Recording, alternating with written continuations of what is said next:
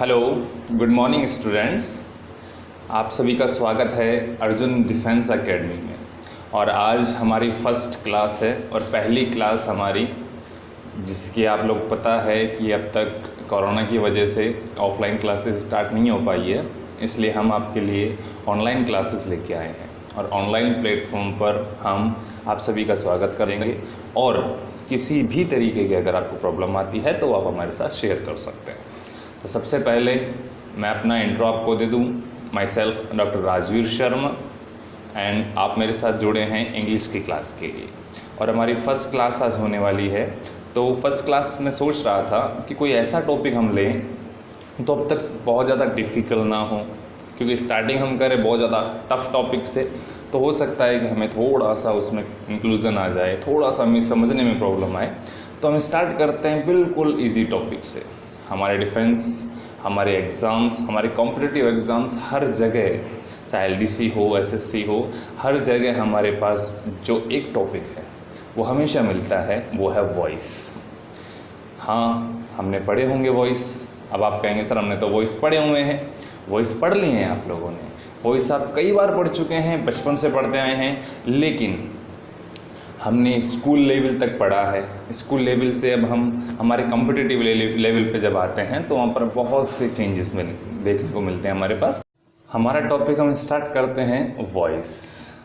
अब वॉइस हमने पढ़ा है, वॉइस दो प्रकार के हमने पढ़े हैं, active voice and passive voice पढ़ चुके हैं हम पहले। तो हम बात कर रहे हैं उसी वॉइस की जो हमने अब तक पढ़ा है, लेकिन कुछ नए अंदाज में, क्योंकि अब तक जो हमने पढ़ा वो स्कूल लेवल तक का था। अब हमें हमारा लेवल बढ़ चुका है तो हमें हर टाइप के जो पॉइंट्स हैं उनका भी लेवल बढ़ाना पड़ेगा। हमारे एग्ज़ाम में जो वॉइस आते थे वो कुछ अलग थे। अब हम जो पढ़ेंगे उसका कोई एडवांस लेवल हम पढ़ने वाले हैं, क्योंकि एग्ज़ाम का लेवल भी बढ़ चुका है। तो हमारे स्टार्ट करते हैं टॉपिक आज का वॉइस। वॉइस दो टाइप के होते हैं, active voice and passive voice. तो हमारे एग्ज़ाम में जो आने वाले हैं, हमें एक एक्टिव वॉइस दिया होगा और हमें उसका पैसिव में चेंज करना है। तो हम यहीं से स्टार्ट करते हैं कि आखिर ये होता कैसे है, एक्टिव से पैसिव कैसे चेंज होता है। तो एक्टिव वॉइस होता क्या है, सबसे पहले हम ये जान लेते हैं। एक्टिव वॉइस होता है जिसमें हमारा सब्जेक्ट एक्टिव हो, यानी हमारा सब्जेक्ट उस एक्शन को परफॉर्म कर रहा हो, तो वो कहलाता है एक्टिव वॉइस। और जिस सेंटेंस में हमारा सब्जेक्ट एक्टिव ना हो वो कहलाएगा passive voice. For example, Ram is playing cricket. Ram is playing cricket. Ram क्या खेल रहा है? क्रिकेट खेल रहा है। तो यहाँ पर राम क्या हुआ? राम हमारा सब्जेक्ट होता है, और सब्जेक्ट जो एक्शन परफॉर्म कर रहा है, तो ये सेंटेंस क्या हो गया? Active voice. अब हम करते हैं सेकंड यानी पैसिव वॉइस के बारे में। तो सेम सेंटेंस हम पैसिव में अगर कहें तो कहेंगे cricket is being played by Ram. क्या कहेंगे? Cricket is being played by Ram, यानी क्रिकेट राम के द्वारा खेली जा रही है। ध्यान देना, पहले हमने कहा राम क्रिकेट खेल रहा है, राम इज प्लेइंग क्रिकेट। लेकिन अब हमने कहा है the cricket is being played by Ram, यानी कि क्रिकेट राम के द्वारा खेली जा रही है। सेंटेंस वही है, अर्थ वही है, लेकिन कहने का तरीका बदला। तो ये क्या कहलाएगा? Active voice and passive voice. जब सब्जेक्ट अपनी बात कह रहा है तो वो एक्टिव वॉइस हो गया। सब्जेक्ट किसी दूसरे के द्वारा काम होने की बात कह रहा है तो वो पैसिव वॉइस होता है। तो इसी तरीके से हम अब स्टार्ट करते हैं कि आखिर ये चेंजेस होती कैसे हैं। बड़ी इजीली हमने कर लिया, Ram is playing cricket, cricket is being played by Ram. लेकिन इन चेंजेस को करना कैसे है, उसी के बारे में हम आज जानने वाले हैं, बड़े ही इजी वे में। ठीक है, एक और एग्जाम्पल हम लेते हैं। सबसे पहले Sita is cooking food. Sita is cooking food. क्या कर रही है सीता? खाना पका रही है। तो हमें इसको क्या करना है? ट्रांसफॉर्म करना है, चेंज करना है पैसिव में। तो सीता क्या है हमारी? सीता यहाँ हमारा सब्जेक्ट है। तो ऑब्जेक्ट क्या है हमारा? बताइए इस सेंटेंस में क्या क्या होगा। सबसे पहले एक सेंटेंस में पार्ट्स क्या क्या होता है। एक सेंटेंस में सब्जेक्ट होता है, सब्जेक्ट के अलावा वर्ब होती है एंड ऑब्जेक्ट। ये मैंडेटरी पार्ट्स हैं जो होते हैं सेंटेंस में, सब्जेक्ट, वर्ब एंड ऑब्जेक्ट। तभी हमारा क्या होगा, एक एक्टिव वॉइस को पैसिव वॉइस में चेंज कर पाएंगे, तभी हमारा चेंज सक्सेसफुल होगा। तो इसमें हमारा सब्जेक्ट हुआ सीता। क्या कर रही है सीता, खाना पका रही है, तो पकाना ये हमारी वर्ब हुई। तो जो बच गया वो क्या होगा, हमारा ऑब्जेक्ट। अब ये तो कोई बात नहीं हुई, जो बच गया वो ऑब्जेक्ट होगा। हर जगह होगा नहीं, हर जगह ऐसा नहीं होता है। तो फिर जैसे हम बात करते हैं, Ram is sleeping with his brother. Ram अपने भाई के साथ सो रहा है। तो राम कौन है, हमारा सब्जेक्ट है। तो राम अगर हमारा सब्जेक्ट है तो वर्ब क्या है, स्लीपिंग, यानी सो रहा है। और बच गया क्या हमारा, विद हिज ब्रदर। तो क्या ये ऑब्जेक्ट है, नहीं, ये ऑब्जेक्ट नहीं है। क्यों नहीं है, क्योंकि ऑब्जेक्ट क्या होता है ये हमें पहले पता होना चाहिए। एक सेंटेंस में ऑब्जेक्ट अगर हमें पता लगाना है तो हमें वर्ब से दो प्रश्न पूछने पड़ेंगे, दो क्वेश्चन करने पड़ेंगे। क्या करना होगा, सबसे पहले वर्ब से पूछो व्हाट। क्या पूछेंगे वर्ब से, व्हाट। और अगर उसने जवाब दिया तो वो होगा हमारा ऑब्जेक्ट। फिर सेकंड क्वेश्चन करेंगे वर्ब से whom। अगर उसने जवाब दिया तो होगा हमारा ऑब्जेक्ट। जैसे हमारा फर्स्ट सेंटेंस है, फर्स्ट सेंटेंस में हमने कहा Ram is playing cricket. Second sentence में हमने कहा सीता इज कुकिंग फूड। तो यहां पर हमारी वर्ब क्या है, फर्स्ट सेंटेंस में वर्ब हुई हमारी प्लेइंग, सेकंड सेंटेंस में वर्ब हुई हमारी कुकिंग। अब प्रश्न पूछेंगे, प्लेइंग खेल रहा है, भाई क्या खेल रहा है, व्हाट क्या खेल रहा है, तो क्या खेल रहा है, क्रिकेट। तो क्रिकेट क्या होगा, हमारा ऑब्जेक्ट होगा। इसी तरीके से सेकंड सेंटेंस लेते हैं, Sita is cooking food, cooking, cooking से प्रश्न करो व्हाट, क्या, बताओ क्या होगा, ऑब्जेक्ट होगा, हाँ बिल्कुल होगा। कुकिंग पका रही है, व्हाट क्या पका रही है, फूड खाना पका रही है, तो वो हमारा ऑब्जेक्ट है। इसी तरीके से हम बात करते हैं Ram is sleeping with his brother. तो स्लीपिंग से हम प्रश्न पूछेंगे क्या सो रहा है, भाई ये सोने की चीज है, अब भाई क्या सो रहा है, नहीं कहाँ सो रहा है, क्यों सो रहा है, कब सो रहा है, ये पूछेंगे। हम पूछेंगे भाई क्या सो रहा है, ये तो कोई प्रश्न नहीं हुआ, तो इसका हमारे पास इस सेंटेंस में कोई जवाब नहीं है, इसलिए ये ऑब्जेक्ट नहीं है। सेकंड क्वेश्चन हमने पूछा whom, whom का मतलब पता है, किसे। फिर आ रहा है किसे सो रहा है, ये तो कोई पूछे कि भाई किसे सो रहा है, नहीं कि पागल है क्या, ऐसा तो कुछ होता नहीं है। तो अगर हमने कहा whom, what, दोनों का जवाब नहीं आ रहा है, इसलिए with his brother इसमें ऑब्जेक्ट नहीं होगा। इसलिए हमें ऑब्जेक्ट पहचानने से पहले वर्ब से दो प्रश्न करने हैं, what एंड whom। अगर उसका रिप्लाई आता है, अगर सेंटेंस में उसका जवाब है, तो वो हमारा ऑब्जेक्ट होगा, और ऑब्जेक्ट हमेशा वर्ब के बाद होता है। तो इस तरीके से हमने जाना कि ऑब्जेक्ट होता क्या है।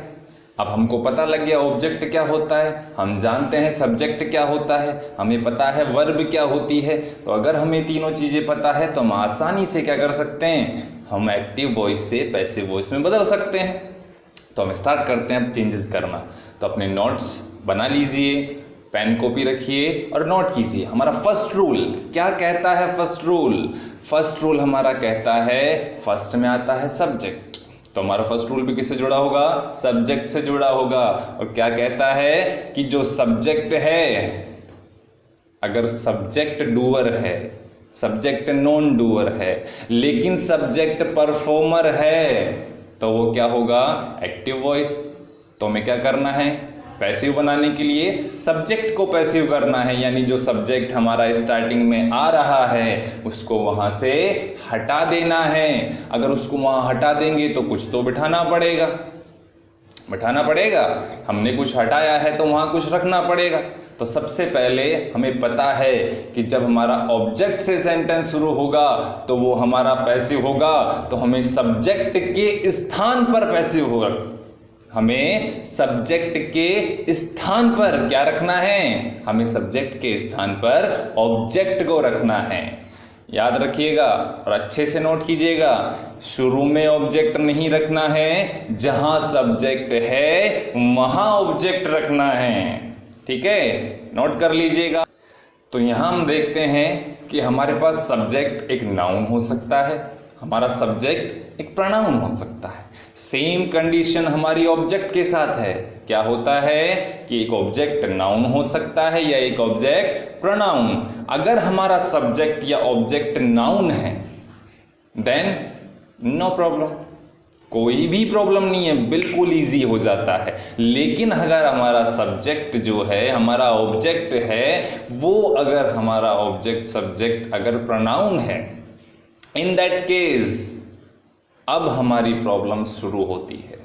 अब हमें क्या करना है कि हमारे पर्सनल प्रोनाउन जो होते हैं उन्हें हमें चेंज करना होता है। अब पर्सनल प्रोनाउन अगर हमारा सब्जेक्टिव है, तो अगर हमने सब्जेक्ट को ऑब्जेक्ट बनाया है तो हमारा प्रोनाउन भी क्या हो जाएगा, ऑब्जेक्टिव होगा। और ऑब्जेक्ट को सब्जेक्ट बनाया है तो हमारा प्रोनाउन ऑब्जेक्टिव से सब्जेक्टिव होगा। तो हम जानते हैं कि सब्जेक्टिव प्रोनाउन क्या होते हैं, ऑब्जेक्टिव प्रोनाउन क्या होते हैं। तो सबसे पहले सब्जेक्टिव प्रोनाउन कौन कौन से हैं, I, we, you, they, he, she and it, ये हमारे सब्जेक्टिव प्रोनाउंस है। तो ऑब्जेक्टिव प्रोनाउन क्या होंगे, आई का ऑब्जेक्टिव प्रोनाउन मी, वी का ऑब्जेक्टिव प्रोनाउन अस, यू का ऑब्जेक्टिव प्रोनाउन यू ही रहता है, एंड दे का देम, ही का हिम, शी का हर, और it as it is, it का भी इट ही रहता है। इस तरीके से अगर सब्जेक्ट को ऑब्जेक्ट बनाएंगे, अगर सब्जेक्ट हमारा आई है तो ऑब्जेक्ट बनाते समय उसको क्या लिखेंगे, मी। और अगर हमारा ऑब्जेक्ट हर है तो उसको सब्जेक्ट बनाएंगे, यानी ऑब्जेक्ट को सब्जेक्ट की जगह रखेंगे तो वो हर किस में चेंज हो जाएगा, शी में। ठीक है बच्चों, आगे समझ में। तो हम आगे चलते हैं। तो इस तरीके से हमें चेंज करना है, क्या चेंज करना है, सब्जेक्ट को ऑब्जेक्ट और ऑब्जेक्ट को सब्जेक्ट बनाना है। First rule. अब हम बात करते हैं हमारे सेकंड रूल की। तो सेकंड रूल हमारा क्या है, हमारा सेकंड रूल जो सब्जेक्ट के बाद आता है, क्या आता है सब्जेक्ट के बाद, सब्जेक्ट के बाद आता है हेल्पिंग वर्ब। तो हेल्पिंग वर्ब का क्या करें, जानते हैं सभी हम लोग हेल्पिंग वर्ब होती क्या है। हमारी हेल्पिंग वर्ब होती है do, does, is, am, are, was, were, has, have, had, ये हमारी हेल्पिंग वर्ब्स हैं। हेल्पिंग वर्ब्स हैं तो इनको क्या करें, देखिए बड़ा इजी समझते हैं कि हमारी 3 हेल्पिंग वर्ब्स हटा लीजिए। 3 कौन कौन सी, 3 हेल्पिंग वर्ब कौन कौन सी हमारी, डू, डज एंड डिड। तो डू, डज एंड डिड को हमने हटा दिया, तो बाकी जो हेल्पिंग वर्ब्स बचती है उन्हें हमें बिल्कुल भी नहीं छेड़ना है, उनसे हमें कोई छेड़खानी नहीं करनी है। हमें क्या करना है, हमें जो बची हुई हेल्पिंग वर्ब्स हैं उनको एज इट इज रख देना है। फॉर एग्जाम्पल, अगर हमारी हेल्पिंग वर्ब इज, एम या आर में से है तो हम इज, एम या आर ही लगाएंगे।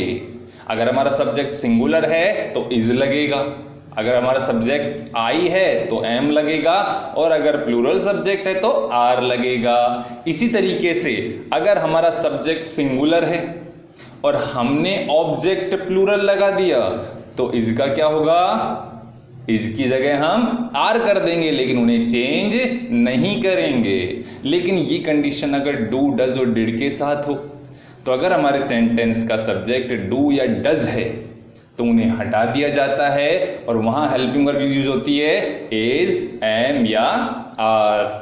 इसी तरीके से अगर हमारा हेल्पिंग वर्ब डिड है तो वहां सब्जेक्ट यूज होती है, उस सब्जेक्ट के लिए चाहे सिंगुलर हो चाहे प्लूरल, किसका यूज करेंगे, डिड का नहीं, सिंगुलर में वॉज का एंड प्लूरल में वर का यूज किया जाएगा। तो इस तरीके से डू, डज और डिड को छोड़कर सभी बची जो हेल्पिंग वर्ब्स हैं उनको हम एज इट इज रखते हैं, चाहे वो मॉडल्स हो या हमारी कोई हेल्पिंग वर्ब हो। ठीक है बच्चों।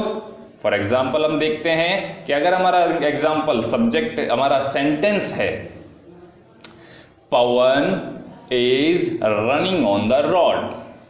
पवन is running on the road.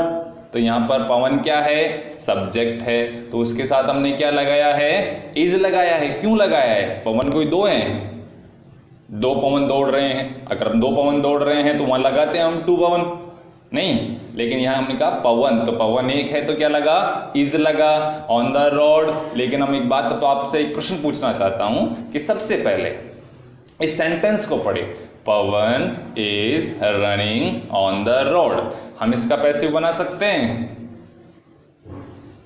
एक बार पढ़िए, Pawan is running on the road. Subject क्या है? पवन।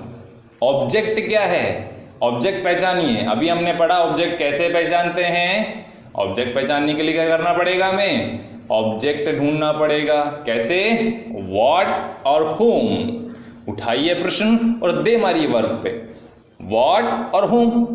रनिंग, दौड़ रहा है भाई। पूछो व्हाट, क्या दौड़ रहा है भाई? पूछेंगे क्या दौड़ रहा है? जवाब आया कुछ नहीं, यानी वो ऑब्जेक्ट हुआ नहीं। एक और बाकी रह गया, पूछ लेते हैं whom, किसे दौड़ रहा है? भाई दौड़ नहीं रहा, दौड़ा रहा होता है किसी को। यहाँ दौड़ने की बात हो रही है तो किसे हो सकता है? नहीं हो सकता है, इसलिए whom से भी कोई प्रश्न नहीं बनता है, तो हमारा यहाँ ऑब्जेक्ट नहीं है। और अच्छे से एक बात नोट कर लीजिएगा कि जिस सेंटेंस का ऑब्जेक्ट नहीं होता है वो सेंटेंस हमारा एक्टिव से पैसिव चेंज नहीं हो सकता है, तो इस सेंटेंस का हम पैसिव चेंज नहीं कर सकते हैं। फॉर एग्जाम्पल दूसरा हम सेंटेंस लेते हैं, प्रिया हैज सो मैनी टॉयज। सोचिए बनेगा? दूसरा मैं एग्जांपल लेते हैं, प्रिया विल कंप्लीट हर होमवर्क। तो ये सेंटेंस हम देखें तो what is Priya? Priya is subject and will is the helping verb of this sentence. यानी हेल्पिंग वर्ब क्या हुई यहाँ पर? विल, जो कि एक मॉडल है। तो हमारा subject Priya and helping verb will होता है। क्या कर रही है प्रिया? कंप्लीट। क्या करेगी? कंप्लीट करेगी क्या? हर होमवर्क, अपना होमवर्क। अब एक बार हम पूछ लेते हैं, क्या यहाँ ऑब्जेक्ट है? वर्ब क्या है हमारा? कंप्लीट। पूछो प्रश्न, कंप्लीट व्हाट? Her homework. तो यहां पर क्या हुआ हमारा? यहां पर हो गया हमारा ऑब्जेक्ट। हम इसको क्या कर सकते हैं? अब सेंटेंस बना सकते हैं, एक्टिव से पैसिव चेंज कर सकते हैं, इजीली चेंज कर सकते हैं। ठीक है, तो हम आगे चलते हैं। हम बात कर रहे थे हेल्पिंग वर्ब्स की, तो हेल्पिंग वर्ब जो हमारी है उन्हें हमें चेंज करना है। डू, डज हो या डिड हो तो चेंज होगा, अदरवाइज चेंज नहीं करेगा। कोई भी हम उसको चेंज नहीं करेंगे। नोट कर लीजिएगा सेकंड रूल। अब हम बात करते हैं थर्ड रूल पे। हमारा थर्ड रूल यानी कि हेल्पिंग वर्ब की जो बात आती है वो है वर्ब। क्या होती है वर्ब? क्यों आती है वर्ब? क्या काम आती है? वहां हम बाद में डिस्कस करते हैं। वर्ब का हमें करना क्या है यहाँ पर वो देखेंगे। तो हमें वर्ब का क्या करना है? वर्ब हमारे पास चार होती है, जिनको हम normally first form, second form, third form, fourth form जानते हैं। तो फर्स्ट फॉर्म अगर हमारे पास दी हुई है, फर्स्ट फॉर्म कौन कौन सी होती है? कुक, प्ले, रन, ये सब क्या है? फर्स्ट फॉर्म है। तो अगर हमारे पास सेंटेंस में फर्स्ट फॉर्म ऑफ वर्ब है तो हमें उसे direct third form of verb में चेंज कर देना होता है। एक बात यहां नोट कर लीजिएगा कि पैसिव में हमेशा मेन वर्ब की थर्ड फॉर्म आती है, तो हम थर्ड फॉर्म में इसे चेंज कर लेंगे। सेकंड फॉर्म अगर दी है, अगर हमें सेंटेंस में वर्ब की सेकंड फॉर्म दी है तो भी हमें उसे क्या करना है? डायरेक्ट वर्ब की थर्ड फॉर्म कर लेनी है। यहां तक हमें कोई प्रॉब्लम नहीं होगी। प्रॉब्लम अब शुरू होगी क्या? कि अगर हमारे पास सेंटेंस में थर्ड फॉर्म ऑफ वर्ब दी हुई है तो क्या करें? जैसे हमारे पास प्ले होता है तो प्ले की फर्स्ट फॉर्म प्ले होती, second form played and third form भी प्लेड है। कम का come, second form came and third form come. तो यहां पर हम क्या करेंगे कि अगर हमारे पास थर्ड फॉर्म ऑफ वर्ब दी होगी तो हमें उसे क्या करना है? चेंज करना है। और हमारे पास पैसिव में कौन सी फॉर्म आती है, थर्ड फॉर्म। तो हमें थर्ड फॉर्म दी है और थर्ड फॉर्म में ही चेंज करना है, तो हम क्या करेंगे, बस एक छोटा सा काम करेंगे कि हम थर्ड फॉर्म ऑफ वर्ब को चेंज करते समय उसके पास क्या लगा देंगे, बीन। यानी जैसे हमारे पास दिया है प्लेड, प्लेड अगर दिया हुआ है तो किस में चेंज होगा, बीन प्लेड में चेंज होगा। और एक बात हम नोट कर लें कि जब भी एक्टिव वॉइस के सेंटेंस में थर्ड फॉर्म होती है तो उसके साथ हैज, हैव, हैड ये हेल्पिंग वर्ब्स दी होती है। ठीक है बच्चों, क्योंकि हम बात करते हैं प्ले की, प्ले की सेकंड फॉर्म प्लेड होती है, थर्ड फॉर्म प्लेड होती है, तो यहाँ पर हम पहचानेंगे कैसे कि फर्स्ट फॉर्म के अलावा सेकंड है या थर्ड है। तो उसे पहचानने का बिल्कुल सिंपल सा तरीका है कि थर्ड फॉर्म से पहले हैज, हैव या हैड दिया होता है तो हम उसे इजीली पहचान लेंगे, और अगर ये नहीं दिया है तो कौन सी फॉर्म होगी, सेकंड फॉर्म होगी। ठीक है, तो हम बात करते हैं आगे कि अगर थर्ड फॉर्म दी है और उसे चेंज करना है तो क्या लगाएंगे, बीन लगाएंगे। अब हम बात करते हैं fourth form, ING form. Fourth form का क्या किया जाता है कि जब फोर्थ फॉर्म ऑफ वर्ब हमारे सेंटेंस में दी हो तो उसे हम क्या करेंगे, थर्ड फॉर्म में चेंज करेंगे, लेकिन थर्ड फॉर्म में चेंज करते समय उससे पहले बीइंग लगाएंगे, BEING, बीइंग। ठीक है बच्चों, नोट कर लीजिएगा कि फोर्थ फॉर्म अगर एक्टिव वॉइस में है उसको पैसिव वॉइस में चेंज करते समय बीइंग प्लस थर्ड फॉर्म लगाते हैं। अब आगे चलते हैं हम मॉडल्स की तरफ कि मॉडल्स भी हमारी हेल्पिंग वर्ब होती है। तो अगर हम मॉडल्स दिए हैं हमारे पास तो मॉडल्स को हमें चेंज करना है, बताने की जरूरत नहीं होनी चाहिए। कौन सी form, third form. Third form में चेंज होगा, लेकिन उस थर्ड फॉर्म से पहले हम बी का यूज करेंगे। किसका यूज करेंगे, बी का।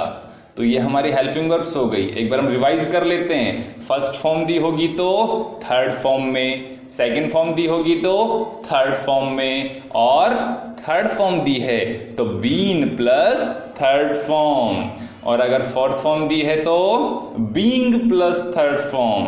एंड अगर मॉडल्स के साथ वर्ब के फर्स्ट फॉर्म है तो वहां हमको वर्ब की थर्ड फॉर्म से पहले बी लगाना है। Got it? आगे चलते हैं। हमारा नेक्स्ट रूल नोट कर लीजिएगा रूल्स। हमारा नेक्स्ट रूल है वो है ऑब्जेक्ट से रिलेटेड, कि हमने ऑब्जेक्ट का क्या किया। हमने स्टार्टिंग में लिखा कि ऑब्जेक्ट का हमने क्या किया, ऑब्जेक्ट को हमने सब्जेक्ट की जगह लगा दिया। तो याद है सब्जेक्ट को भी लेके आना है। तो हमारा नेक्स्ट रूल सब्जेक्ट से जुड़ा है कि जब हमने वर्ब लिख ली है तो उसके बाद पूरा सेंटेंस एज इट इज रहेगा। नोट कर लीजिएगा कि हमने जो चेंजेस बताए, सब्जेक्ट की जगह ऑब्जेक्ट लगेगा, हेल्पिंग वर्ब्स के चेंजेस, वर्ब्स के चेंजेस, और उसके बाद अगर सेंटेंस में कहीं भी कोई एडवर्ब है, कोई एडजेक्टिव है तो उसे वहीं रहने देना है, उसे चेंज नहीं करना, उसे रिप्लेस नहीं करना है, उसके स्थान में, उसके प्लेस में कोई भी चेंज नहीं करना है, और सब कुछ एज इट इज हम लिखेंगे। और जब हमारा सेंटेंस कंप्लीट हो जाएगा तब लास्ट में हमको बाय लगाकर सब्जेक्ट लिखना है। ठीक है बच्चों, ये हमारा लास्ट रूल था। और अब एक बार हम ले लेते हैं एक एग्जाम्पल। एग्जाम्पल हमारा है I am writing a letter. I am writing a letter. अब यहां पर हम बात करेंगे सबसे पहले सब्जेक्ट की जगह ऑब्जेक्ट। सब्जेक्ट क्या है हमारा, आई, तो ऑब्जेक्ट फाइंड करेंगे। ऑब्जेक्ट क्या है हमारा, पूछिए वर्ब से, राइट। राइट मीन्स लिखना। तो लिखना व्हाट, क्या लिखता है भाई, लिखता है लेटर। तो लेटर होगा हमारा ऑब्जेक्ट। तो हमने इसका ऑब्जेक्ट पहचान लिया है, सब्जेक्ट हमारे पास है, तो सबसे पहले हमें क्या करना है, सब्जेक्ट की जगह ऑब्जेक्ट लगाना है। यानी आई के जगह पर क्या करना है हमें, अ लेटर। तो आई को हटा के अ लेटर लिखेंगे। अब देखिए आगे आई के बाद क्या लिखा है, एम। हमने पढ़ा कि helping verbs do does did को छोड़कर किसी को चेंज नहीं करना है, सिर्फ सिंगुलर और प्लूरल नंबर्स के अकॉर्डिंग चेंज होगा। तो यहाँ पर एम क्या है हमारा, कौन से ग्रुप में है, इज एम आर, तो इज एम आर का इज एम आर रखना है। तो आई के साथ हमने लगाया एम। अब हमारा सब्जेक्ट क्या है, ए लेटर, तो क्या लगाएंगे हम, एम, नो, हमें यूज करना है इज। तो आई की जगह हमने लगाया ए लेटर, एम की जगह पर इज, ए लेटर इज। आगे हम देखेंगे आई एम राइटिंग, राइटिंग, राइटिंग की जगह क्या होगा, राइटिंग को क्या करना है, राइटिंग हटा देना है हमें, और राइटिंग हटाकर क्या करना है, थर्ड फॉर्म लगाना है। लेकिन कौन सी फॉर्म है राइटिंग, फोर्थ फॉर्म, तो क्या होगा, फोर्थ फॉर्म की जगह हमको क्या करना है, थर्ड फॉर्म लगाना है, और उससे पहले बीइंग लगाना है। तो क्या होगा, a letter is being, write की थर्ड फॉर्म क्या होती है, रिटन, तो a letter is being written. आगे चलते हैं, राइटिंग के बाद क्या लिखा है, ए लेटर, जो तो हमने पहले लिख लिया, यानी अब हमें क्या करना है, हटा देना है। तो क्या बचा हमारा, सब्जेक्ट, और हम लास्ट में जब हमें सब्जेक्ट लिखना है तो एक बात ध्यान रखना है कि हमें सब्जेक्ट से पहले बाय का यूज करना है। तो आई का क्या करेंगे, सब्जेक्टिव प्रोनाउन है, तो क्या होगा, ऑब्जेक्टिव प्रोनाउन, तो किस में चेंज होगा, मी में। तो सेंटेंस क्या हुआ, a letter is being written by me. बिल्कुल अच्छे से किया आप लोगों ने। इसी तरीके से हम एग्जाम्पल सॉल्व करेंगे। आज का हमारा सेशन यहीं तक रहेगा, कल हम दोबारा आपसे मिलेंगे नए सेशन के साथ। तो आप अपने नोट्स बना के रखिएगा, और जो भी आपको प्रॉब्लम्स हैं उसका हम आपको सॉल्यूशन देंगे। ठीक है बच्चों।